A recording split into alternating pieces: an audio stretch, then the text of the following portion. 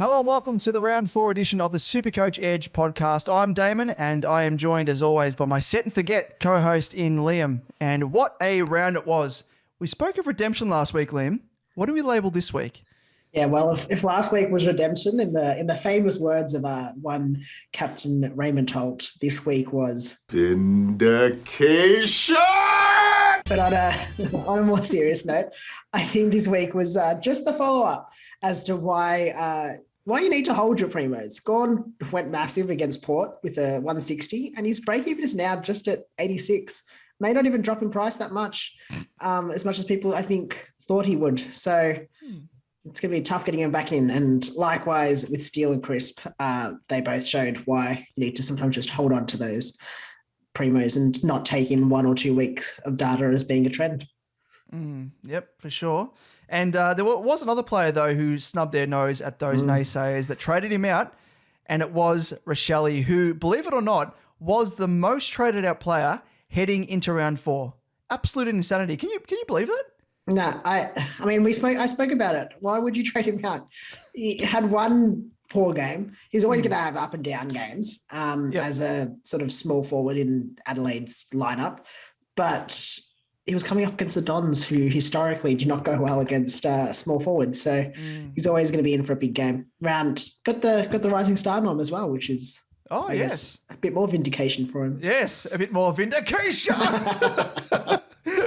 But no doubt the good folk in the SuperCoach Edge community were following our advice and were reveling in those big scores alongside us, whilst others, well, they squandered trades and are probably now scrambling to get the likes of Gawn and Steele back in their teams and probably just crying into, I don't know, what would they be crying into about Rochelle? Their lack of trades? Yeah, probably. Potentially. I mean, just their empty hands. Well, please, sir, can I have some more? Who are you trading him to? If you were trading him down to Nick Martin, maybe I could accept that, but I feel like there was better options. And then I don't understand, to be honest. Don't understand. Yeah. Sideways a Baldwin, maybe, I don't know.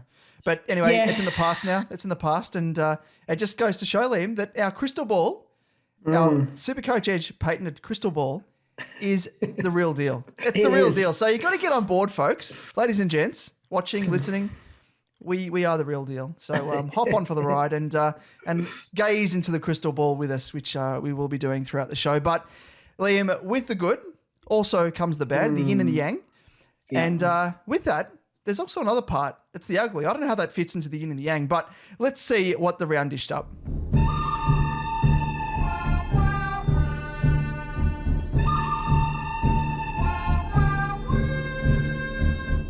Yes, in the good, the bad, and the ugly, we run through a quick recap of how our respective teams performed and the players that stood out for both good and bad reasons. And I kick off the segment because I came up with the loss. And you know what? I'm okay with it, just on the basis of what you ended on. And I think I can accept, losing this week just because you went absolutely massive.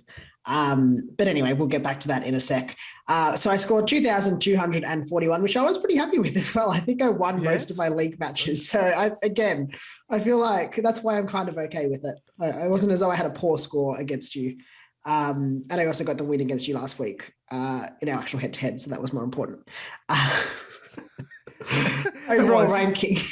one step forward and now a step back. 2 steps back. No, you'll be back. I'll be back. Overall ranking of 12,607th overall. And that was an increase in ranking of about 4,157 spots, which is nice. Didn't make any trades. Didn't see the need last round. So in the good, I've got Maxi Gawn repaying the faith with a absolutely mammoth 160. He's managed to stop that price drop and has brought his break even to 86. And it could be tough, as we mentioned at the top of the episode, for those that did trade him out and spread that cash across the team to actually be able to find a way to get him back into their sides.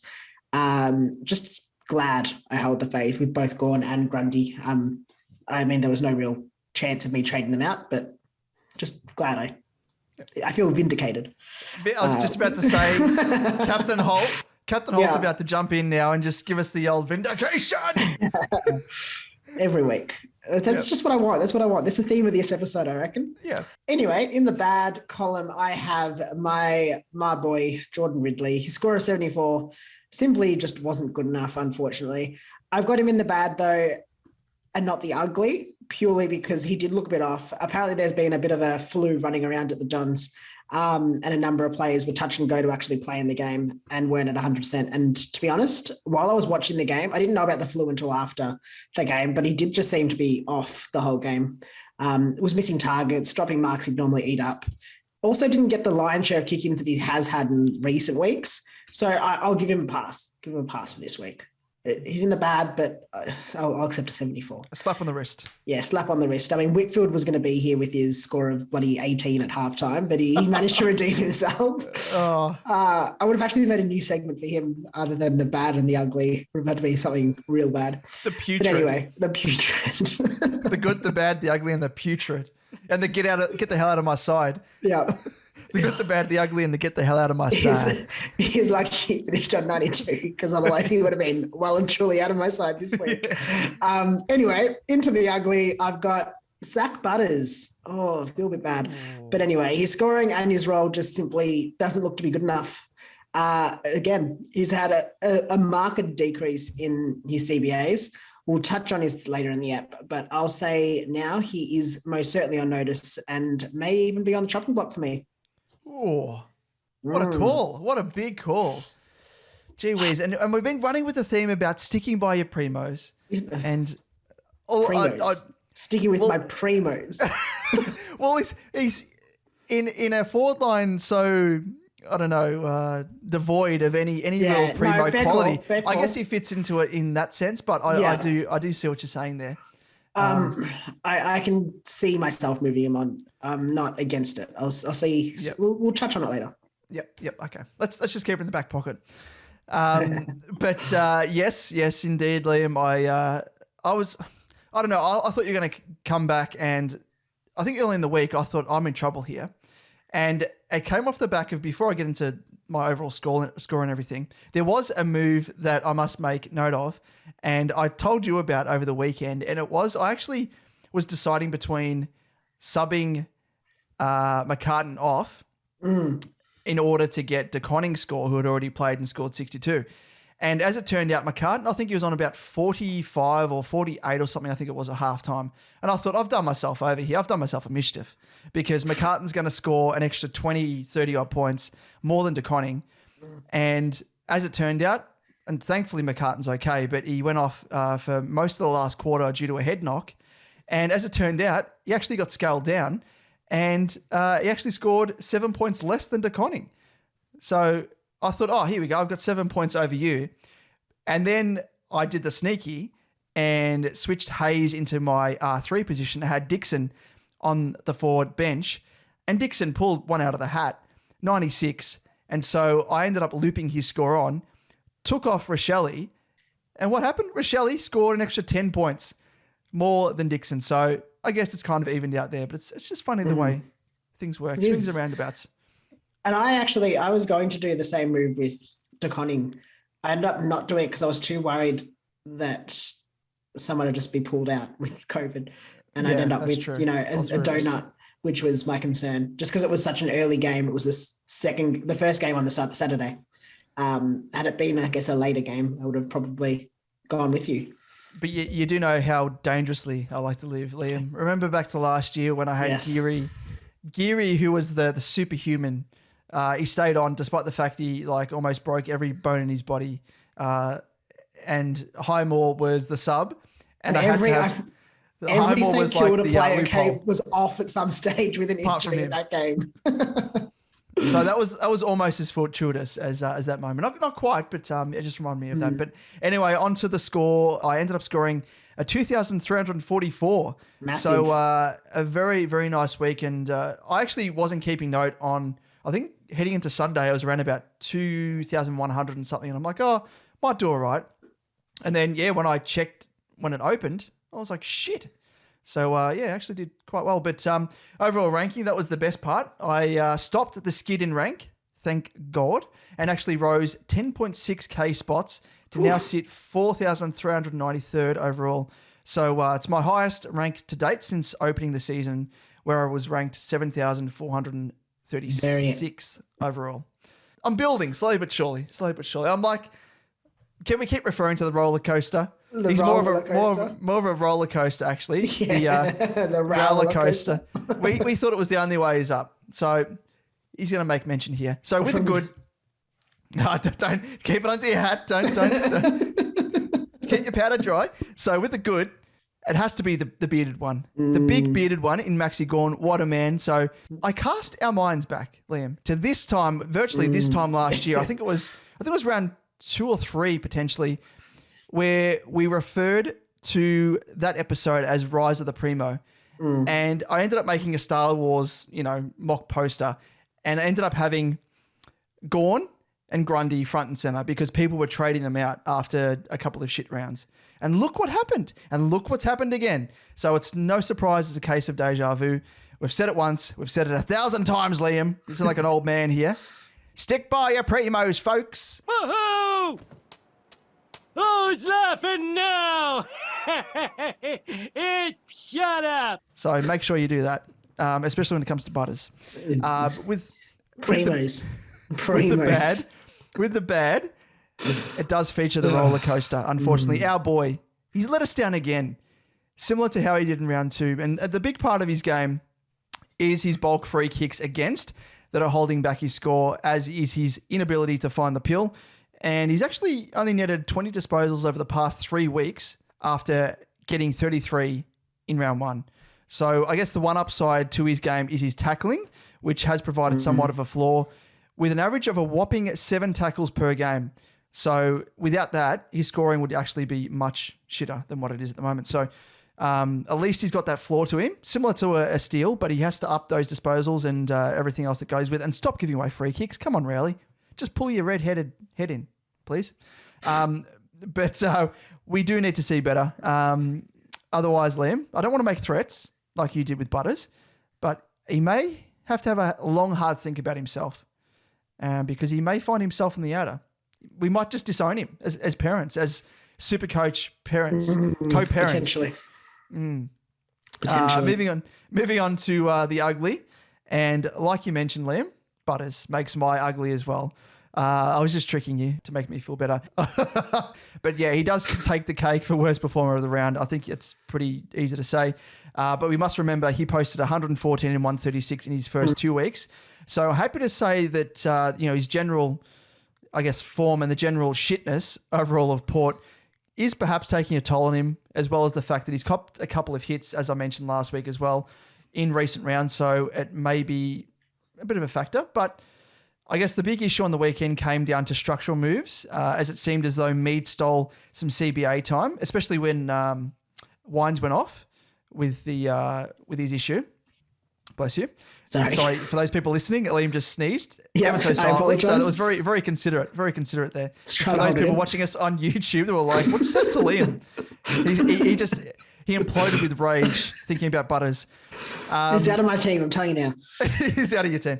And likewise, I guess the fact that they needed to tag Petrarca on the weekend, Port, saw Willem Drew soak up a majority of CBAs with 83%, despite only getting 39% the week prior. So structurally, Port were making some changes which didn't bode well for Butters. So hopefully that doesn't persist. Port play my side in Carlton on the weekend. If Cripps doesn't play, do they potentially try and tag my man Walsh? Yeah.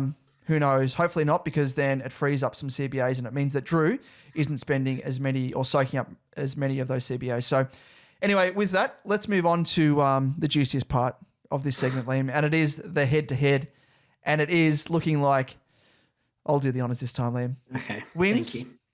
I'm 3-1. You're 1-3. And the point differential, I think last week was at 14. Yeah, it was 14 last week. So you went quite large. I went bonkers. And now I've extended it. So I'm just sick of it being so close, Liam, because I got a little bit too hairy there. So now it's at 117 my way. As we saw on the weekend, you could easily make that up. So all the best, Liam. All the best for next week. I hope so. And the weeks ahead. Yep. With Butters out of my side, it'll definitely get Butters definitely help. My Rose, what's his name? Rosie? Rosie? Yeah, oh, yes. Now you have your hatred for him. I have my hatred of Butters right now. He's just a front runner. Anyway, let's move on. So let's have a look back at what transpired on the weekend across the round with the week that was.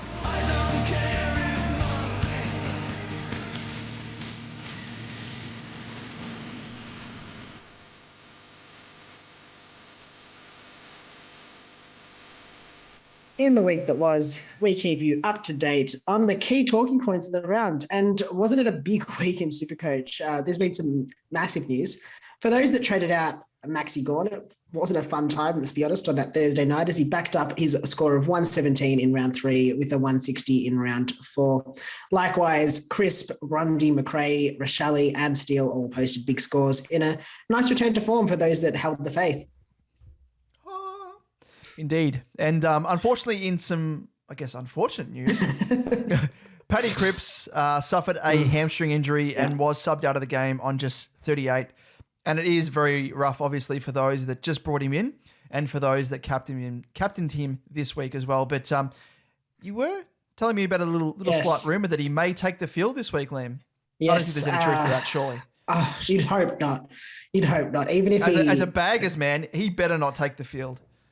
Rest him. Yeah, please. So apparently it was sent in for scans and there wasn't much damage, I guess, found. So obviously must have. I don't know if this is the truth to this. It was just sort of a rumor, but I would be shocked if he takes the field, and if he does, I would be very concerned because there's not much chance of a 0-week hamstring. Let's be honest. Yeah, it's very, very scary as a baggers man. So hopefully they give him a bit of a week's rest and come back the week after if it's not that bad. But yeah, I mean, we've both dodged that bullet, and that was probably part of the reason why I guess performed as well as I did on the weekend, because I didn't have a 38 in my my score. But yeah, unfortunate for those people that do have him. But yes, we'll touch on him in the next segment to follow with the prices right. Yes, and then another bit of more bad news. Braden Pruce, I want to name him Mummy 2.0, has been offered a 1-game suspension from the match review officer for, I think it was striking. It could have been rough conduct. I don't know what they classify them all as. Elbowing in the head? I think that's a different term. On Monday. The silver lining for those of us who are holding out to trade him in is that we get an extra week for some cash cows to fatten up before we make the move to get him in. And we also I'm just concerned.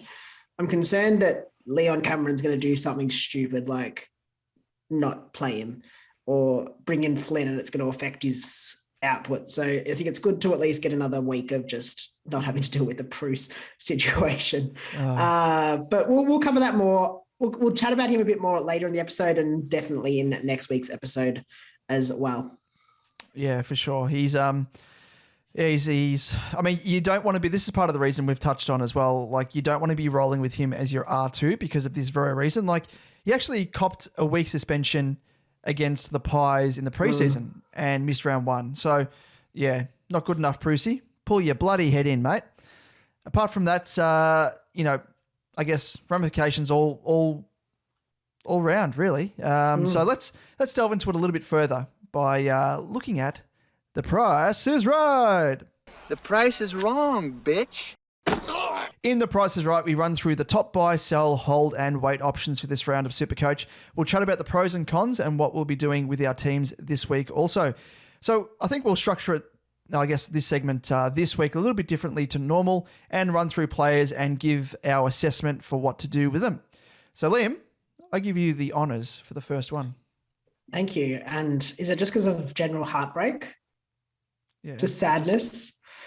I've pushed it in my mind that the fact that it is Paddy Cripps and he plays for my mob and we're actually just on a downward spiral and oh my God, it's just derailing. The dynasty is over. The 3-week dynasty is over. It was good while it lasted. But anyway, yes, first up, we've got Patrick Cripps, obviously a midfielder, 525K, averaging 112.8 with a break even of 152.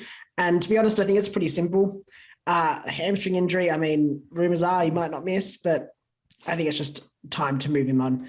Simples. Rough luck for those that did only bring him in the last week or two. like really bad luck, but Yeah. I mean, that's Dems to breaks, I guess.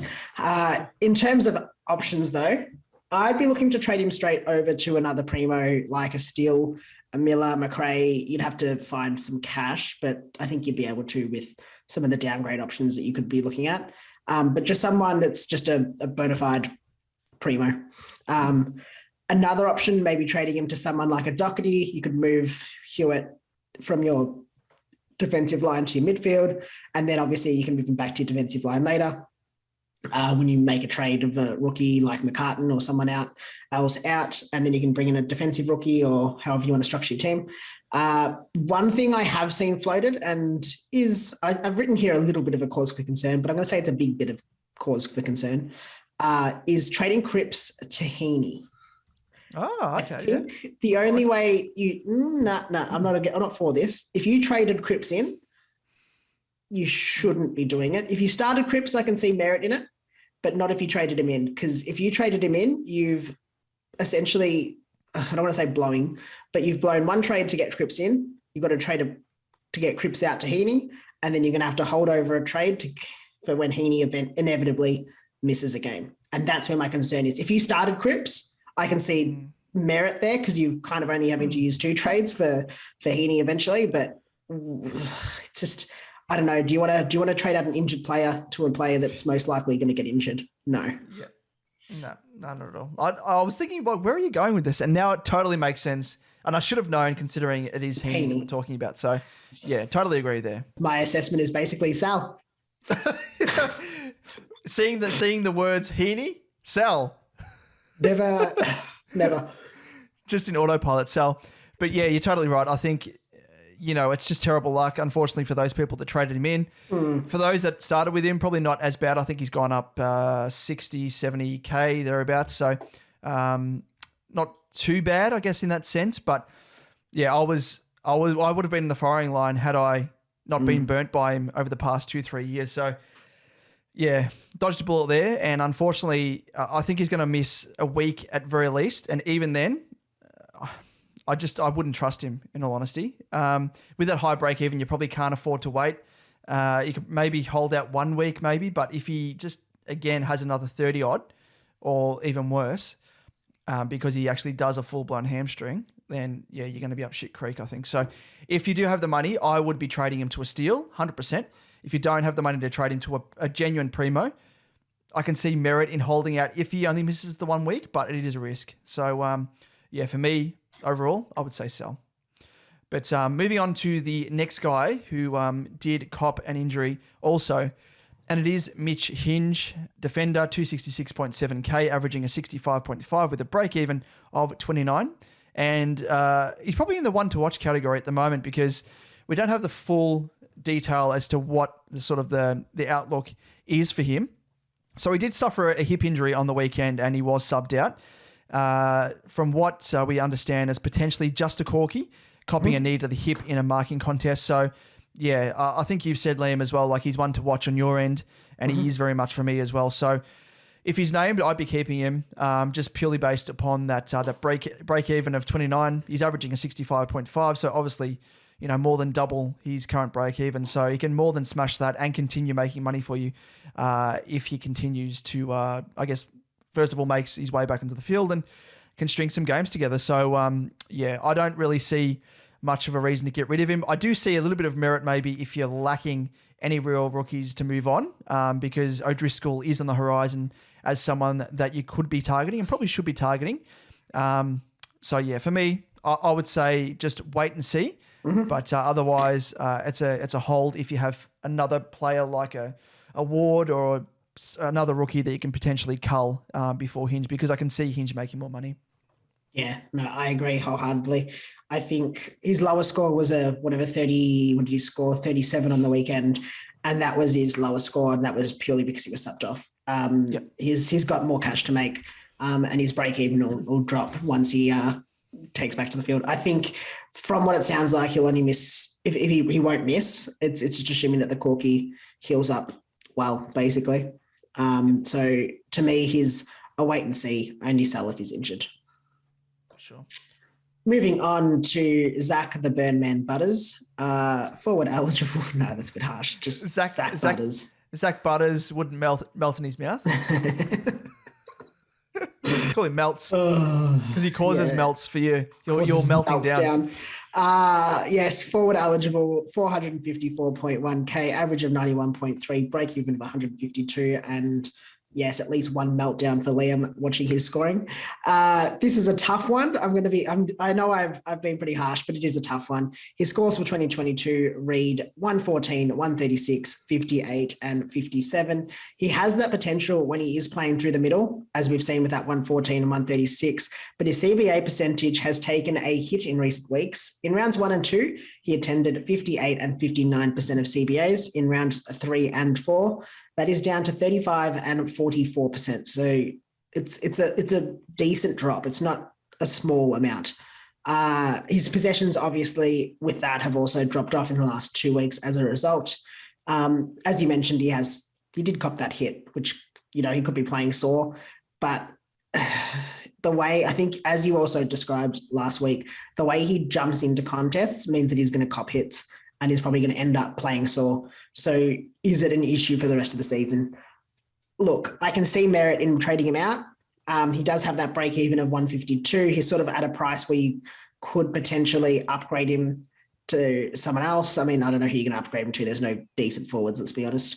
But maybe a Will Brodie you could trade him down to and make a little bit of cash.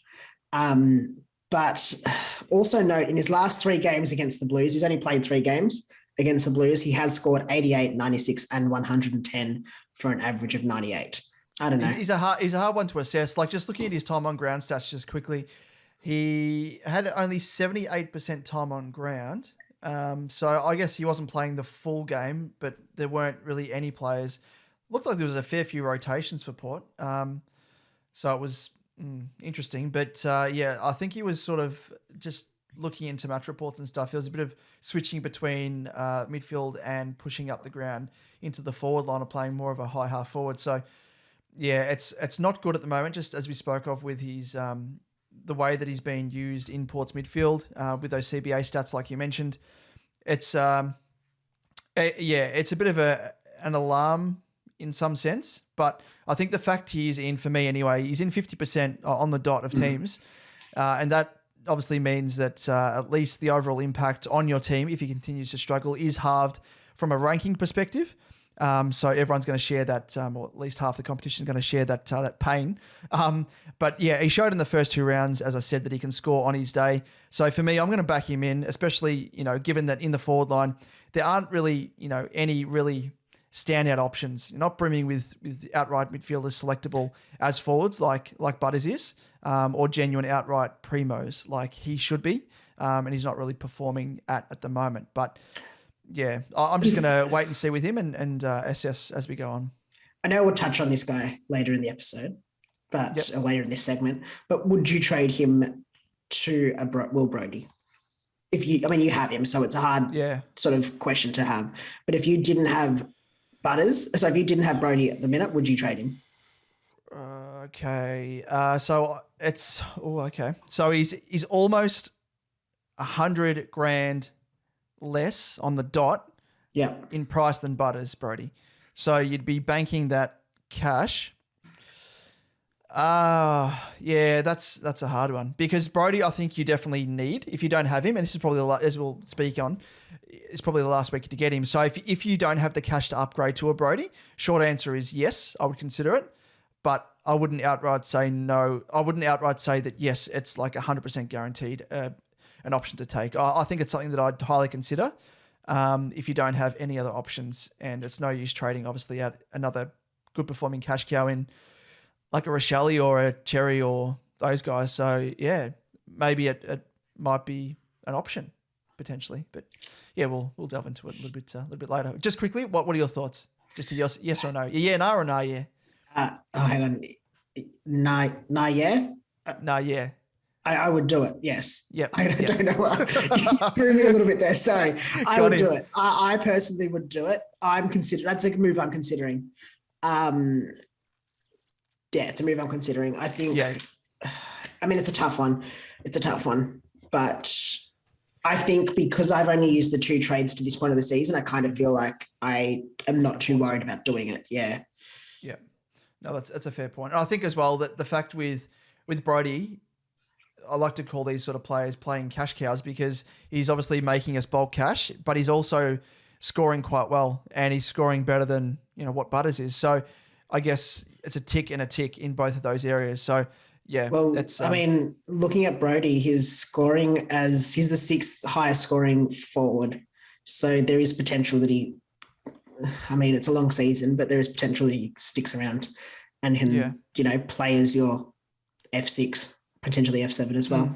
Yeah, exactly. If he's going to be someone that you're, absolutely going to keep in your side long term, then that's for me, that then becomes 100% justified for sure. If it's someone that you're going to be trading in that you may be going to be trading down the track, it becomes a little bit murkier. But as a playing cash cow, and it's someone that you need, I think you're right. Butters, is a good candidate to trade out to Brody. But let's move on to the other option, and it is another consideration, I guess, in terms of a Jake Bowie, a David Bowie. I'm David Bowie. As a defender, 370.2k, averaging 86.3 with a break even of 82, and that's risen quite quickly, hasn't it? And it was because on the weekend he had his lowest score of the season with a 47, and it's obviously put a massive dent in that cash cow status. So the break even is 82, and it is achievable given that his average is above that. But it's again another tough call. He's made 104.6k already, so you could definitely cut him and take the W. And you've highlighted as well, Liam, that Twitter legend Bryce Mitchell has shown that with a projected score of 65, he'll continue to drop cash until at least round 8 with a price of 336. So, you're going to be losing cash, I think, if you hold on to him. And as we know, the higher the price of a rookie, I guess in this sense he's still a rookie, the higher you have to average in, making dosh. So for me, if I had him, I would be cutting my losses, going to Franco Cozzo and saying, mate, what sort of furniture, what Il Modernissimo furniture could I get in return for Jake Bowie? Because it's time to move him on. Yeah, I agree. You've made 104k theoretically if you brought him in straight up, before his price rises. It's good enough. Just move him on. Because realistically, early on in the game, the ball was down in Port's forward line, so it was in the back line for him. So it's not like he was getting starved of opportunity, I guess. Port couldn't kick a goal in the first basically half. They just kept peppering them. So I think that is a concern. It's not as though the ball wasn't there.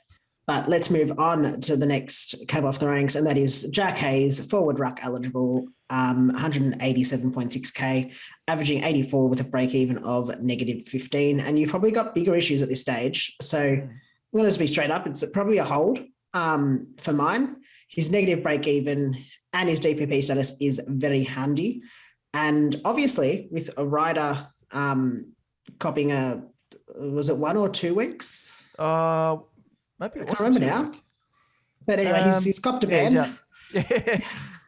I'll have a quick look whilst you... Thank you. He's copped a ban. So I would expect Jack Hayes to be straight back in and then straight back out as soon as rider is available again. I definitely hold him. This is where it's going to come a bit sticky as well with Bruce up for grabs in a couple of weeks. I'd be looking to trade if he sticks around. If Hayes plays this week, and you would assume he would, he will you'd assume get him up to that same price as Bruce, which then means a sideways trade, and then you expect him to be dropped straight after Ryder can come back. So I can understand if you keep him. I can understand if you want to trade him for another cash cow. I feel like it's a hold or a sell. You do you, boo. You've got to do whatever you need to do. I can see merit both ways. I think personally, though, I'd lean more towards holding. Yep. Especially this week, because I feel like he's going to come back. And you're right, Liam. It was a 2-weeker for Ryder. And we'll find out probably tomorrow. This is being recorded on Monday night. And I think St Kilda have until tomorrow evening, I think, to challenge that contest that ruling. So, yeah, I think for me, I'm a hold at this stage, and you'd think that he's going to come back in if Ryder does end up, I guess, copying, if it's locked in that he's copying those 2 weeks. And it means that, we can squeeze a quick fire price rise out of Hazy, and then, potentially turf him for Bruce. However, I can see him making more money long term. But the main thing for me is that, as we've seen on the weekend, his spot in the Saints side is expendable. So, it's going to mean that it's going to be a slowish burn over time because of that reason. And he's going to be in and out of St Kilda's lineup based upon availability of Ryder and other tall players, I think. But let's wait and see on that one. So let's move on to another tall player, and it is Tristan Cherry, or Xeri, or Zeri. X-Man. Priced at 315.2K. As a forward, will no doubt be given the ruck eligibility as well come round 6, averaging 81.5, very tasty, and a break-even of 58. And a score of 46 on the weekend. It has, unfortunately, seen that break-even rise to 58. And looking at his stats from the weekend, his role in the ruck really doesn't seem to have been affected. He had the majority of ruck contest for North over Goldstein, but the main thing was he only managed 6 disposals, which was his lowest for the season. I think this is probably the key reason why he has scored so poorly. And, probably expect him to bounce back, hopefully. The main thing for me is the fact that North actually played quite well against Sydney on the weekend. And when I checked the scores, because I wasn't able to watch the game because I was out filming another game. I was out filming local footy. And when I had a look when I got into my car, I was expecting him. I heard the scores on the radio. I'm like, surely he must be killing it. And Goldie actually was like twice his score, and actually looked to be scoring better than him. But for me, I will hold him for the time being. He's shown he can score on his day. He had an off day, and if it becomes a trend, I think then and only then will I consider trading him and locking in a profit. But he's going to have those peaks and troughs like all rookies do, especially as a big man as well, depending on matchups. So he's a hold. Yeah, no, I agree with you. I had a very similar experience. I saw the scores, saw Goldstein's score particularly, and then was thinking, oh no, they've swapped them back, given Goldstein the ruck mantle, number 1 ruck mantle. But then looking at the stats, it wasn't the case. So it's just unfortunate, I think. One funny thing that I did see was there was a bit of biff, and Cherry decided that he was going to push every single Sydney player that was just near him. Just went out of his way to just give him a quick shove in the chest. It was quite amusing. But anyway, it's a bit of a move, bitch. Get out the way. But he was just like moving. He was going towards him to be like, I'm just going to push you now. No, you're over there. I'm going to push you. Yeah. It was good. It was good. I think, personally, I'll be holding him in any case. I think wait for a trend before worrying too much. I think it sounds more like he was just having a bit of an off day with his scoring. Now moving on to another big man in Braden Bruce, 204.7K, ruck eligible, average of 105.5 and a break even of -91. And as mentioned, he won't be on the bubble until next week after receiving a 1-match ban for a strike, I think it was, on the weekend. But he's scoring well and will be good for an R3 cash cow. I wouldn't have him as your R2. He's too volatile. He's too much like Mumford. He's going to cop bans. He's going to, he's injury prone, too concerned. And Leon Cameron is, again, a volatile coach that could, throw Flynn in 1 week, give Bruce a rest. You just don't know. But I think the one benefit that we do see is he'll probably be decent cover for Gawn and Grundy over the buys, having that different buy. So I can see the reason you want to keep him in as your R3. I'd hold off on trading him in this week, obviously. Wait until he's on the bubble in round 6, before round 6. Yep. You just can't trust Leon Cameron, if I'm honest. So definitely wait. Yep. Yeah, for me, it's it's not really hold because you're not on your side, but it's a wait. I was going to say hold, but I'm going to continue the wind up. Wait. Moving on to the next guy, and it is Nathan O'Driscoll, or Noddy, as I like to call him. 167.7k as a defender / midfielder, averaging a 57 with a break-even of -54. And I guess, after not really showing much in recent weeks, with scores of 18, which is sub-affected, and a 49, Noddy went bang with 104 on the weekend. And of course, that's going to stick around in his rolling 3-week average for another 2 weeks, helping keep his break-even nice and low. So yeah, he's an option to trade in for the likes of, I guess, Hayes, if you want to go down that route. You do you, Boo, as you said, Liam. A Ward, who I swapped out before the season started. I'm thankful I did, because if I had him, he'd be gone. Or a Hinge, who again is another player we spoke of before, if you desperately need to grab some cash. But yeah, don't really rely on him for a big score each week, because as we know, he's a rookie, and especially playing in Freo's lineup with players returning like a Sarong. Who else is there? Tucker. Fife is also just waiting in the wings to come back. Yes, exactly. So I guess long term, probably don't be expecting these sort of scores on a weekly basis. But yeah, for me, given that break even, -54, that massive high score, and his rolling average for the next 2 weeks, it's a buy. Yeah, definitely. I agree. And just obviously watch the teams, Tucker and Sarong are due back. I think it's Erasmus. Erasmus, that's the one. Yeah. He's also one to watch. I'd say he's most likely to come out first. O'Driscoll's sort of game on the weekend, you wouldn't want to be dropping him after that. It'd be pretty harsh.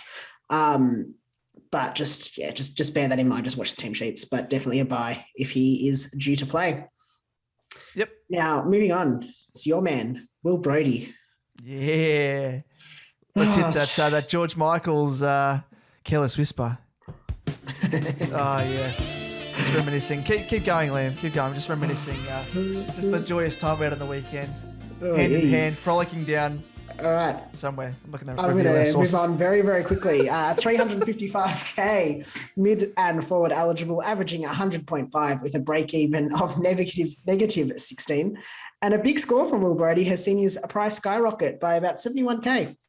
And he maintains a negative break even as well. He's currently ranked as the 6th best forward so far for the season. And if he continues his scoring, he could end up as a keeper for your F6.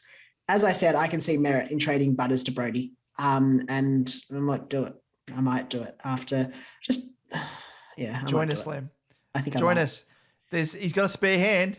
You can be holding him on the other side. We'll all be frolicking down the street. Skip through there.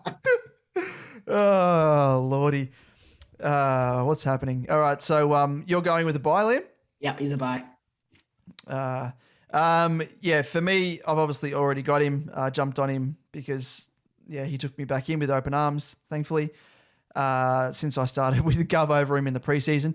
But if I didn't have him, even though, he's an awkward price point for those that don't have him, his scoring and negative break-even dictate that he is a super solid playing cash cow, as I referred to earlier.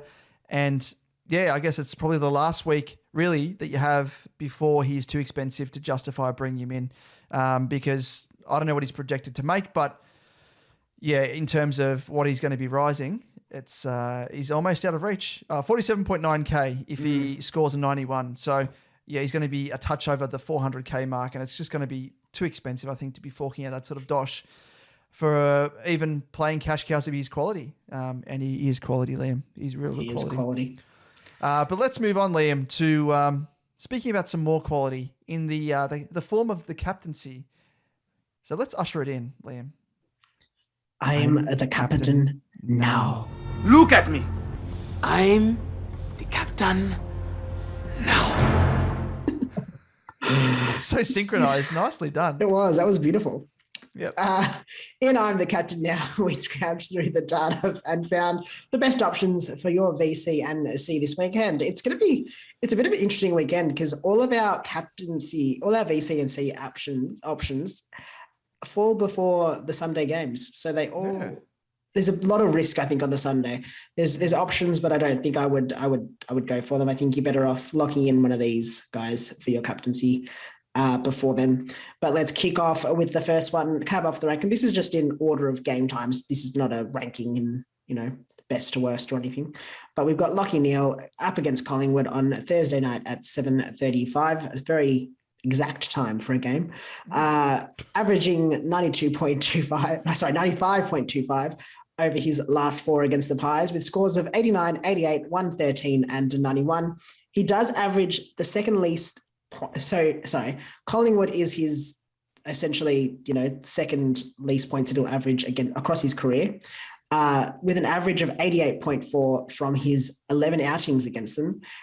And his highest score is 140, which, not too bad. But do note, he did have a similar average against the Cats. I think the Cats may have potentially been his worst average side. But he did manage a 128 with an O'Connor tag nonetheless. So there is potential for Lachie Neale to go big on the Thursday night. And on the opposite side of the field, I guess, is another option in Brodie Grundy. And he's averaging 113.75 over his last 4 against Brizzy, with scores of 162, 89, 104, and 100. So a bit of a mixed bag there. If you take out the 162, it doesn't look as attractive, but it makes you wonder, I guess if he was playing a one-out Darcy Fort, like Brisbane were playing last week with the loss of McInerney, he could be in for another big score. And I'm not too sure what the go is with McInerney, if he's going to come back in. But who knows? If he does, if he doesn't, that'll probably dictate as to the ceiling that Grundy's going to have. I'm guessing that last 162 was against McInerney as well. So hopefully... yes. I managed to guess off the top of my head, but I assume it would be. I think McInerney's coming back in because he got the one... I think it was just a 1 week, yeah. Yeah, so he'll come back anyway. But yeah, I mean, if he scored that against McInerney, that's bodes well for him. Yes, most certainly. On the Friday night, Good Friday afternoon, 4:20 against North, we've got one Jack McRae. His average of 107.75 over his last 4 against the Roos, with scores of 108, 138, 90, and 95. Nothing really, I don't know. 138 is pretty good. Again, it's kind of like Grundy in the sense that if you take out that 138, there's not much to write home about. But he's coming off a 158 on the weekend, and he's just a very good option for a VC playing the second game of the round. And that 138 did come in the same fixture sort of last year, so that the Good Friday match. So maybe, can repeat it. Let's just quickly harp back to last week, Liam. Ooh. And it was the crystal ball, but not quite. I remember you asked me with McRae what I thought he was going to score. I think it was around about 130 odd. But we did make mention of his scoring trend, and we have to take note of it again because the universe is, or the footy gods, or SuperCoach gods are doing something here. So we took note of the fact that his recent scores against Richmond were scores of 107, 162, 107, and 163. And his score on the weekend was a 158. Not quite the 160 that we were thinking it was going to be with that trend in increments of like a point at a time. And every second matchup, him killing it. But he's continued the trend. So next time he faces Richmond, he's going to have a shit one. Do not captain him. Yeah. Do not waste it. Yeah, don't waste it at all. But yeah, it was quite funny. Sorry, just had to mention that because it's such a unique stat and trend. It was very good. Do you reckon Champion Data heard us and just went, nah, we're not going to scale him up 2 points? I reckon they did that just to spite us for how much shit we give him. We'll still love you, Champion Data. Sometimes. We do. Most of the time. Yeah, most of the time. Some of the time. Let's move on to the next option, and it is Touk Miller. The running man averaged, he's playing St Kilda on Saturday at 1:45 p.m. He's averaged 99 over his last 4 against the Saints with scores of 115, 109, 101, and 71. And whilst it's not really a great average, and he's coming off 2 weeks of sub-captaincy scores, if you want to call them them, he again plays early enough that maybe it's worth a go as VC if you're willing to take the risk. I'm just trying to think of St Kilda in terms of run with players. I know they're playing Sinclair, who's predominantly a defender in recent years, but he's now a midfielder. Could potentially play a run with role. Gresham maybe, because he's shown in recent times that he can be crawled a bit, which is a bit disappointing. Because as I predicted on the weekend, Hewitt, he actually played on Miller, and he had a bit of a down game by his standards. Only scored the 105, so still good enough, but not really good enough for a captaincy score. So, yeah, one to really think about, I think, heading into this weekend. And, yeah, assess and go from there. Yeah, definitely. And last cab off the rank is Maxi Gawn, the bearded one. Against GWS, Saturday at 7:25. He's averaged 140.5 over his last 4 games against the Giants with scores of 163, 100, 150 and 149. That's massive.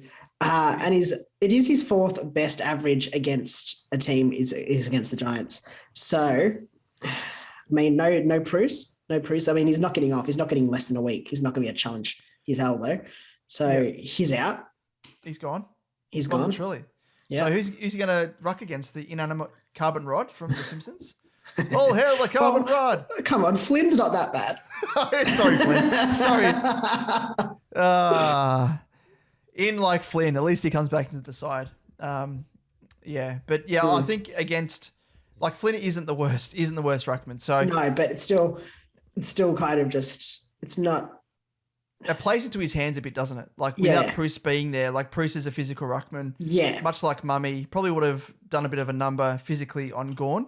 And the one thing that we just, in terms of the Giants as well, we saw on the weekend with Port Adelaide. Port Adelaide were the worst team for conceding points to opposition ruckmen, and the Giants come in as the 4th worst. So something to think about on top of the fact that he's got those favourable scores historically against the Giants. So yeah, he's factoring in massively for me. Yep, definitely. I agree with you wholeheartedly. Damon, do you want to run through your honourable mention? Yes, I'll make it quick because it is Jack Steele, the man of steel. He's back. He was never gone in our books. He was never gone. He's never gone. He was there, he stepped back, but he's back. He's taken another step out of the shadows. So yes, having scored 110, 125 and 115 against the Suns in his past 3, I can see him continuing this scoring run off the back of his solid scoring in recent weeks. So I guess I am most wary of the fact that Raul has been assigned to play a tight run with Raul in recent weeks. So yeah, with that kind of scares me off a smidge. So I probably won't take the risk, but yeah, he's another guy to factor in. What about yourself, Liam? Yeah, my honourable mention it's probably a little bit niche. Not too niche, but a little bit. I think for those with Andrew Brayshaw, he could be a good option if your VC does fail to fire earlier in the round. He obviously plays on the Sunday game. The last game of the round, I think, because there's the Easter Monday game, but second last game. You don't have to worry about a potential tag for the Freo midfielder with the Dons. I do know that obviously McGrath has been sent to sort of play as a bit more of a run with role for periods in recent weeks. I don't think that'd be too much cause for concern, to be honest. And look, he's not necessarily a solid option. His only captaincy-worthy score against the Dons came last year with a 126. Everything else that he scored against the Dons before that is sub 85. So he's risky, but he could be a very good pod if your VC fails to fire.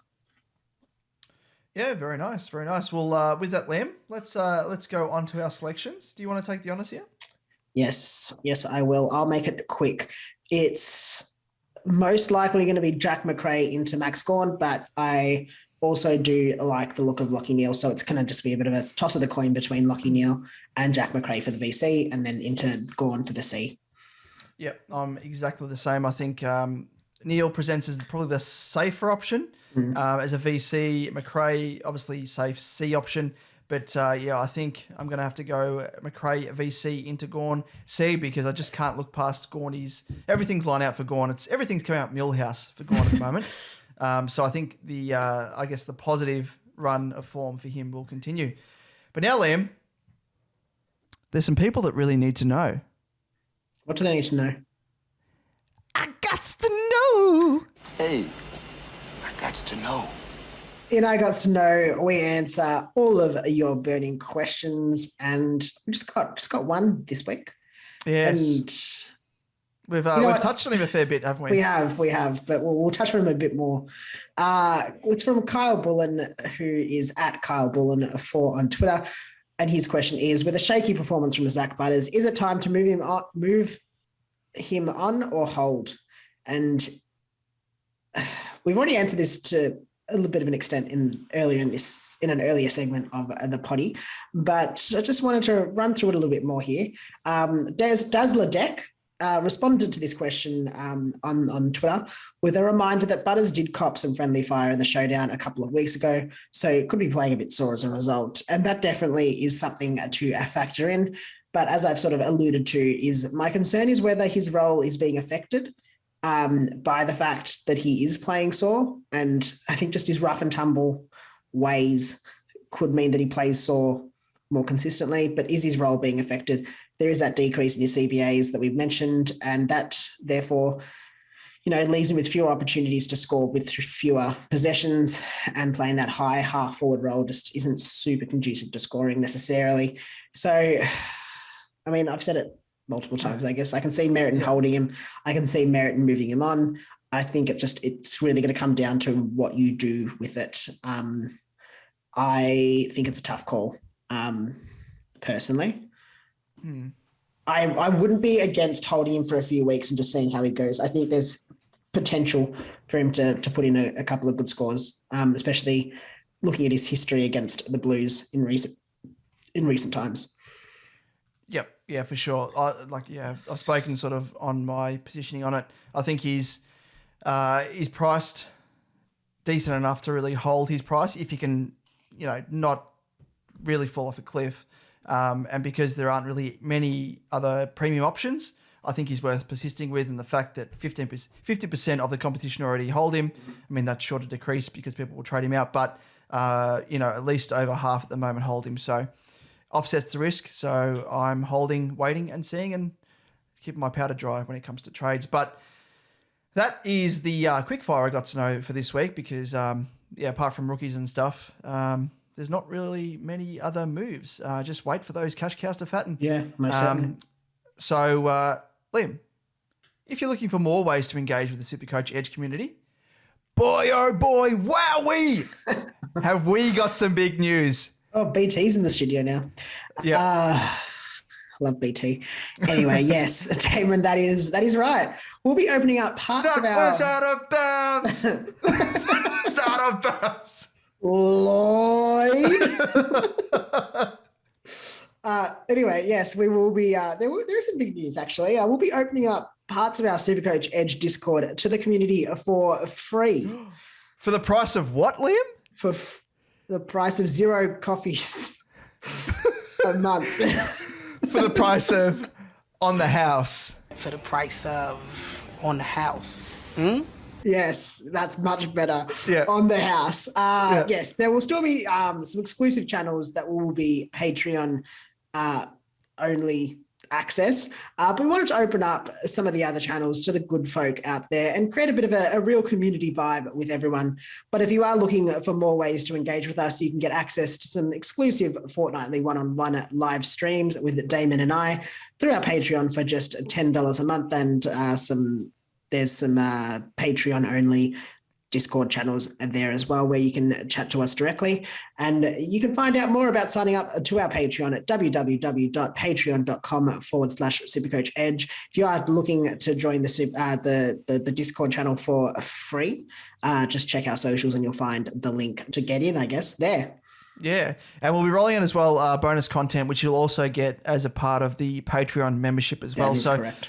We'll be recording one straight after this as a bit of a quick-fire bonus episode, looking at the ins and outs, the trending trades as they were, and assessing those. And yeah, it was good fun assessing those last time because there were some doozies, absolute doozies.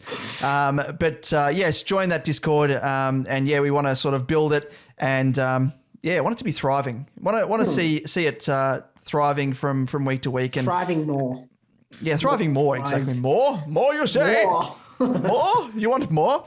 But with that, let's move on to the group rankings. Let's just have a quick look at those. And the highest scorer for the round was Christian with his team, a Fighting Fury. I assume he's from Tigerland, with a score of 2,386. So quite nice. Wow, I could have been the highest scorer, Liam.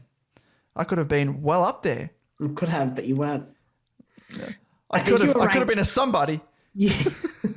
I was 40 odd points off.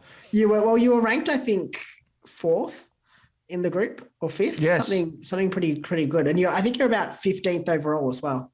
Yes. When I was checking it out earlier. Yeah, okay. So you've got a good chance to take it out.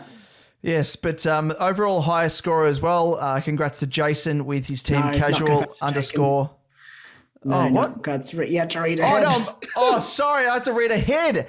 Sorry. Commiserations to Jason with his team casual _ SC, who has had his 2-week streak broken by Todd with his team Papa Smurf, pipping him by, get this, 1 point. Yeah. 1 point. That streak, Liam. The streak. It's over already. We built it up so much. Maybe Arthur from Black on Whites just put the jinx on him. I reckon he did the heebie-jeebies.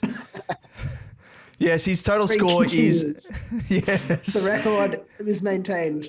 Yeah, record maintained. His total score is 9,382 with an overall rank of 230. So well done there, Todd. And let's see if you can start your own streak. Don't want to put the moz on him, but get it done, Todd.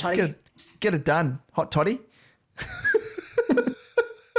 But if you want to enter the SuperCoach Edge group, of which you can join at any time, the code is 142059. But league rankings, Liam, how are they looking? Let's do a quick update on our SuperCoach Edge Crown League for Tier 3 Patreon subscribers. The winners from this round were Damon with his team DJ Trade A Lot. Don't know who the hell he is. Liam with his team, myself, Liam. Let me talk about myself in the third person. Myself with my team, Church of Parish. Brett with his team, the Sharpshooters. Peter with his team, Tankman 77. And Kyle with his team, Northwind. We should, maybe next week, we'll do a bit of a ladder update. So that because I think now we're a few rounds in, there's a few games that have been played. It was kind of pointless before this. There was too much movement, but we'll see how it's settled a little bit next week. The wheat being separated from the chaff, as it were. The cream will rise to the top. Oh, yeah. As we should probably do it this week because I think I am sitting in second. So it would be a nice week to just build me up a little bit. oh, really? I think I'm in second. Oh, surely not. Let me just have a quick squeeze. Wait, really? What for the... Oh, wait, I'm looking at the wrong league. I'm looking at my cash league. Oh, yes, you are second. All right, let's do it right now. Okay, let's do it now. Just because I want to pat myself on the back a little bit. Yep, okay. Do you want me to do it so you're not talking in third person? Yeah, that'd be nice. Okay, so from the top, we've got Sharpshooters, Brett. We've got some dude named Liam with, apparently he goes to the Church of Wilting Flowers. Church of Parish. Northwind coming in at third place, Kyle. And then my good self with my team, DJ Trade A Lot. Then Arthur with Black on White. And Tankman rounding out in sixth spot, Pistol Pete. Then Mid-Price Madness, Jacqueline. Well done there. Orion, Maddie. And then Bruce with Shuian, and Lyle rounding out with Lyle Styles. So let's see how that shapes up next week. Everyone's got a win as well, which is nice. It's good to see. No Owens sitting in this league. Good one. 0-3. It would have been 0-3. Good old 0-3. But anyway, with that, Liam, it brings us to the end of the show. But before we go, where can our listeners and viewers find us across our socials? Yes. If you want to search us on YouTube and watch this as a podcast, you'll find us at SuperCoach Edge. Just search that on YouTube and don't forget to like and subscribe. On Twitter, you'll find us at SuperCoach_Edge. You'll find Damon at DamoJ88, myself at Liam Evans _95. And on Facebook and Instagram, we are SuperCoach Edge. Very nice. Well, that's a wrap. So thanks so much for joining us yet again for another episode. And we hope to catch you in the Discord. So check out our socials that Liam just plugged. But until then, we'll catch you next week. Good luck, guys.